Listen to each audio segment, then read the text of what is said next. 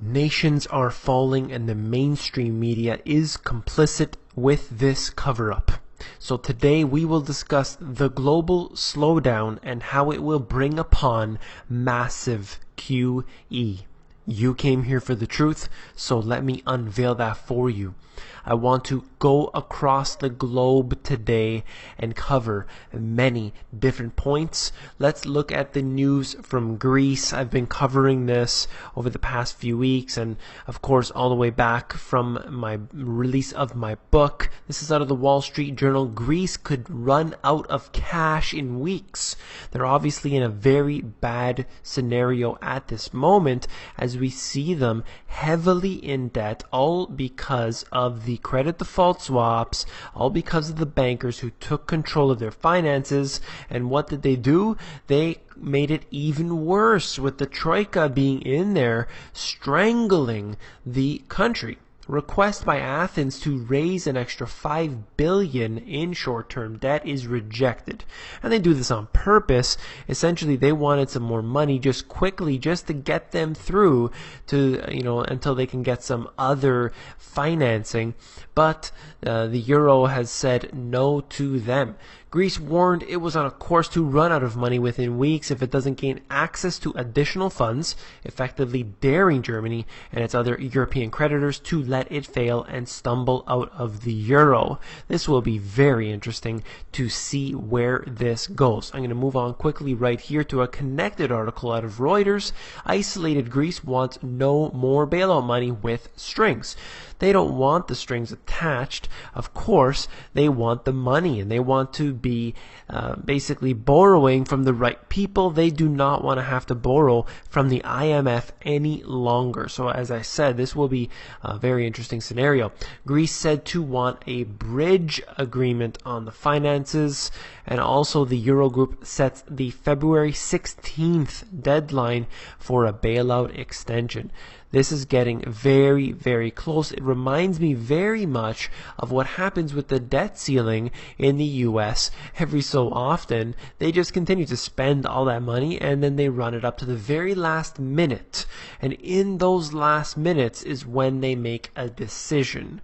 So this will, of course, be something that I'll have to cover. I will continue to bring it up in all my videos here as the situation unfolds. I want to move into the US now because this is the big news. Yes, obviously we have Europe that is in crisis mode, but in the US, because the US dollar is stronger, because the US stock market is stronger, they are beginning to be fooled by this. We have many people on this channel, the commenters, who are in denial, many in the mainstream media, or pretty much everyone in the mainstream media is in denial, and we have the government, the politicians. They are, of course, either covering up or in denial. This chart right here says it all. If there's one thing you get from this video, it's this chart. Percentage of men over 20 in the labor force. Look at that red line. A continuous decline over, the chart starts back before 1950 all the way to present day. It's practically a straight line downward. And then you had, since approximately the late 80s here, where a continuous amount of people over 65 are in the labor force, so they can't retire essentially. So you have individuals, young individuals, not being able to get work. And what's happening is the older individuals are unable to retire. So this right here shows you this grand divide that is occurring that the mainstream media will never cover. That's why it's very important for the Money GPS, for all of the alternative media to be covering this type of information, because we can't simply do it each individual one. We all need to cover this information. Then you need to do that same thing, and you can bore your relatives, your family and friends and everybody that you know. It's most important to get those people who are half awake and they are willing to accept some of the information. But again, that's a different topic, a different video. I want to move on to what I wrote about in my book about this, that there are close to 10 million Americans receiving unemployment insurance, nearly 4 times the number in 2007. And this number has gone up since the release of my book. You can read the other stats. There are 50 million impoverished Americans on Medicare, 40 million getting food stamps, and right now it's, I believe, at 46 million, and this continues to rise. We have the welfare increasing as well. But essentially what you're looking at is, since 2007, there have been an increase in all of the bad things that could possibly happen, the bad indicators. This is just one of them, the unemployment. Let's look at this right here. Durable goods, new orders, and S&P 500. The blue line there is the S&P 500. The red line is the new orders, durable goods total. And you see that it has just recently come down in a big crash. So we will see where this will head, but we're taken back to numbers that haven't been seen in years, and we will have to judge this, because I continue to cover the statistics, show you the charts that are essentially bringing us back to a Lehman crisis moment, and we do not want to run into that yet again, but here they are, the statistics showing you exactly that. I'll move on quickly here. The Baltic Dry Index. I know of one of the subscribers right here who will love to see this chart. He is very versed in this, and essentially what we're looking at is, look at the peak right here back from 2008, and then look at the drop thereafter. Yes, there was a dead cat bounce that occurred after, but look where it ultimately has head. We're going back to 1986 levels on the Baltic Dry Index here, and this goes to show you, for those who don't know, this is basically shipping and receiving. We're looking at the imports and exports that are taking place. We are looking at nations who are buying goods, and this goes to show you how bad the situation is, not just in the US, but you need to understand this is global. This is a globalized economy here, and that if one country, one major country is suffering, then the whole world will probably suffer as a result. Very important stat right there. This here, global stock of debt outstanding by type. This is in the trillions of dollars. It went from, from the year 2000, 2007, and 2014, we're looking at 87 to 142 and then $200 trillion. Can you believe it? And guess what? It's not just the government that's spending all kinds of money. It's every single sector increasing the amount of debt that they're in. Household, corporate, government, and financial. Everyone is spending more than they make, and this is not real. You can't put yourselves further and further into debt and call that wealth. It doesn't work like that. Eventually, at some point, it has to crash. It has to collapse. There will be a financial crisis part 2. It has to happen. It's inevitable. If you actually sat down and calculated this with a pen and a paper, how many people can say that they've sat down with a pen and a paper and looked at all the different statistics and tried to actually figure out a way out of this, except for hyperinflation? It's probably nobody, or very few people I should say, definitely nobody in the mainstream, definitely none of those in the political sector, because the fact is that they know where it's headed and they simply don't care, because they're ready to jump ship, is what they think. Right at the last moment, they're going to know when everything's going to happen. They have their crystal ball, apparently. Let me move on here. This is the Research World Conflict Intensity Index on the left-hand side and the Protest Intensity Index on the right-hand side, hitting a multi-year high. And this is basically showing you that we are headed for more volatility, not just in the stock markets, but in other indicators as well. We're seeing more protests around the world. We saw the Arab Spring. We saw the riots in London. We've seen all sorts of things. Even in Brussels, had all sorts of protests that have taken place for different reasons, of course, but we can see how it's happening more often. And the conflict intensity, of course, is always very high, but statistically we're showing you here that it is very high in terms of just the past few years. Haven't been this high since the financial crisis, again hitting that Lehman Brothers moment for different reasons too. Now, we saw recently that the Swiss National Bank dropped the peg to the euro because they saw what was happening to the euro and they wanted out of that. And what happened was an instant revaluation of the Swiss currency, the franc, up 30%. And that, really did a lot for those holding onto the francs.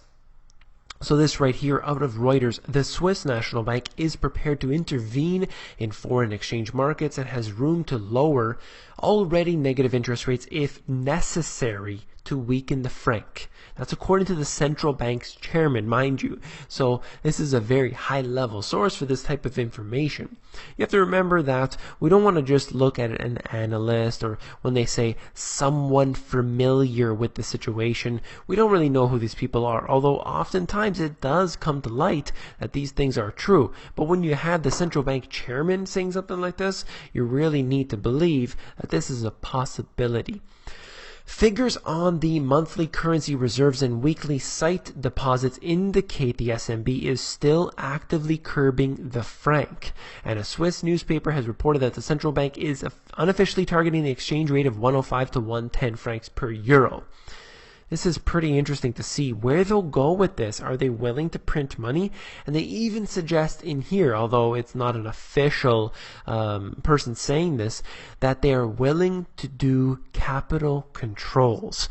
Something that I've been warning about in the emails I've sent out individually to people, in the insider emails that I've been sending out, in my book countless times that they've done capital controls in many nations, including the US, before multiple times. Capital controls, wage controls, price controls.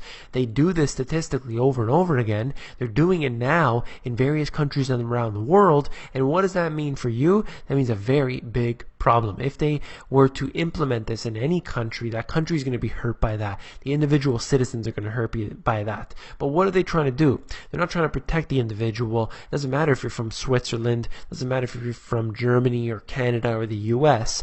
The nations are all trying to protect the central banks and then the commercial banks, then the financial industry as a whole. That's who they work for. They work for the mega corporations. They don't work for you. For those who believe that they work for you, I suggest you take all your money and pop it into the stock market and have a good day. Let's go right to my favorite article out of this whole bunch here. If you've stayed with me, then this will interest you and excite you very much. Out of Bloomberg, an interview with Bloomberg in 2002, Harada said the central bank held the key to ending deflation, which began to grip the economy in the 1990s as Japan stumbled into recession amid a banking crisis. So, once again, they have a banking crisis, and what do? They start printing the money, and they ended up with this printing press that has never stopped. And look at this quote: "We just need to print money." And then he said, if the Bank of Japan buys all of the bonds from Japan's debt market, that will create inflation without a doubt. That's it.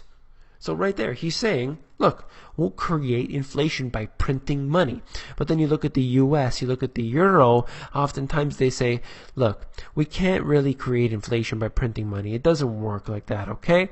But here they are in Japan actually saying the exact opposite. So we have to realize that what they say oftentimes is very, very fictional. Deflation will be over if the Bank of Japan buys them under the condition that it will continue to purchase until 2 or 3% inflation is achieved. But look at what's happening. They've been printing money for decades, and yet they're still struggling with inflation.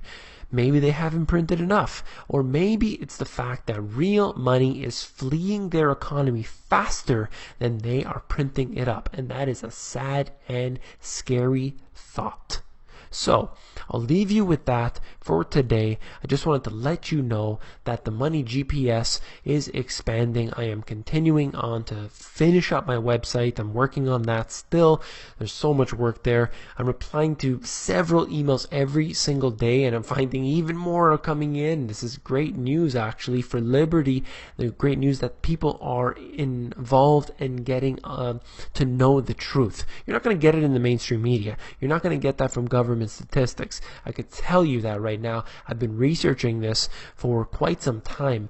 And what I want to say is there are individuals who will disagree. There are individuals who simply will not believe this. But if you not only research in your part-time or even your full-time, but if you make it your life's work for unveiling the truth, that is when you have the truth on your side. You have set out to really break this down and understand it and really spread it amongst the people. So I hope that it's not just me who's doing that. I hope you are doing the same in your own way.